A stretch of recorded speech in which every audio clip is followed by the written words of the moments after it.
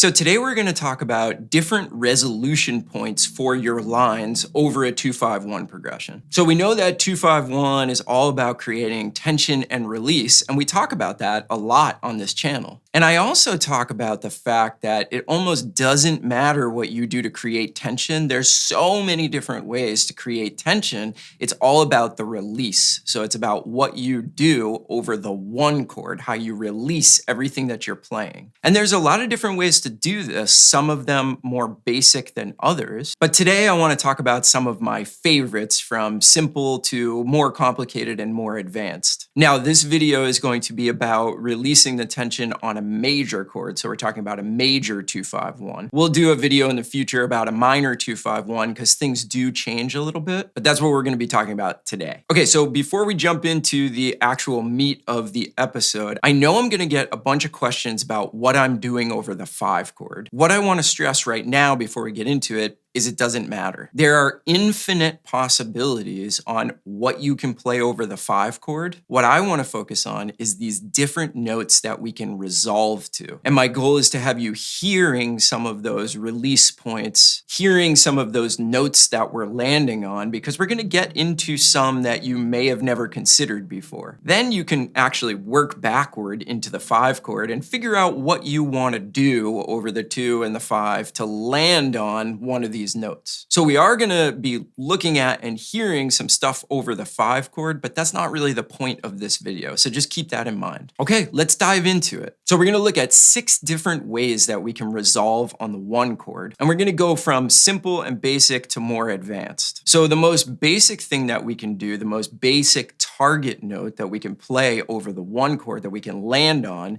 is 1, the root. Now, I'm not going to be casting any value judgments on the hipness level of any of these notes. I simply want to present you with options and let you decide what you like the sound of. So let's check out what it sounds like to land on the root of the 1 chord.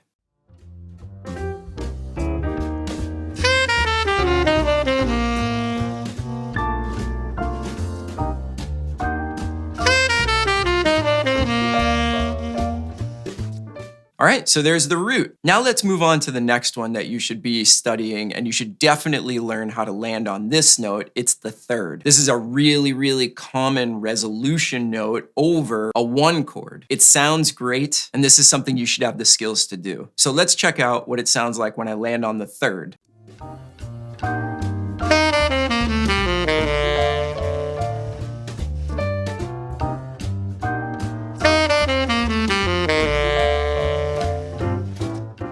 All right, great. So there's the root and the 3rd. I bet you know what's next. We're going to talk about the 5th, another really, really common resolution point and one you should really know about. So let's check out what it sounds like to land on the 5.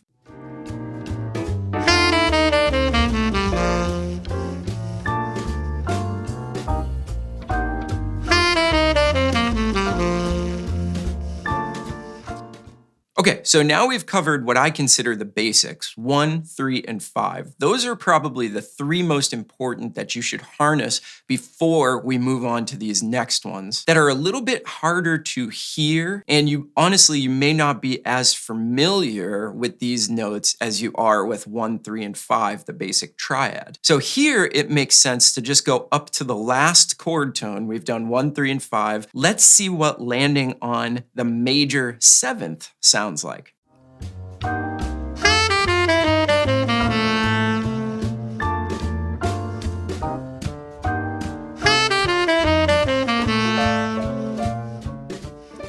Now, I personally love that sound. It's a resolution, but the 7th has more dissonance than the 1, 3, or 5. So I almost consider it like a half resolution. It's a resolution, but it's not as consonant as the other notes that we've played. So I absolutely love this one, and getting this into your playing, if you don't have it already, can really change the sound of everything that you're playing. All right, so now let's just keep going up. Now we're going to use our first extension. This is going to be the 9th. And this is another really beautiful place to resolve your line. That's sort of that halfway thing. There's some tension in this one, which makes landing on the 9 a little bit more interesting and mysterious than landing on that 1, 3, or 5. Let's check out what the 9 sounds like.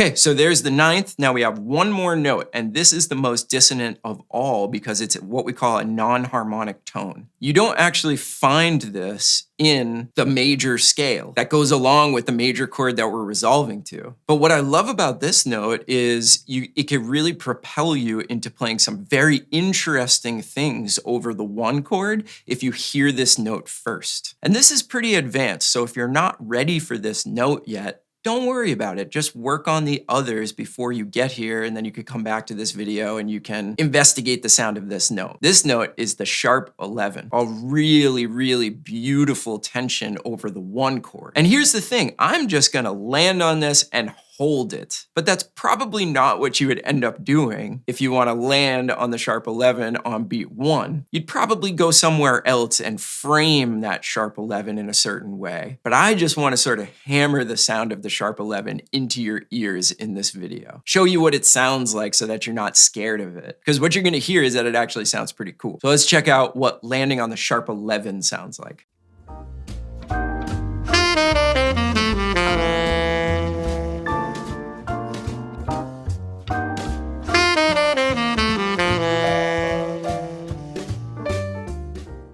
Isn't that beautiful? This can add an incredible dimension to the sound of your lines if you can learn to land on that sharp 11. And this one's interesting because I'm talking about resolutions on this video, but actually I would consider the sharp 11 not resolved. You're actually just building more tension. So I sort of betrayed myself on the title of this video, but I want you to know that it's an option and there are a lot of possibilities with what you can do after you land on that sharp 11. Okay, so that's it. If you want the PDF that I've been using in this video so that you could start practicing this, just click the link in the description of this video and that PDF will be delivered to your inbox. And I hope that you can use that and get some benefit out of it. Just don't try to go too fast. Don't try to go through all of those in a week. You really want to investigate and understand each one of those notes from the first one I presented to you all the way until the last. All right, let me know what you think about this video. Was it helpful? Do you use some of these more advanced resolution points in your own playing? I would love to hear from you in the comments below. Most of all, thank you so much for watching. We hope we're bringing you value with these videos, and we'll see you on the next one. Bye, everybody.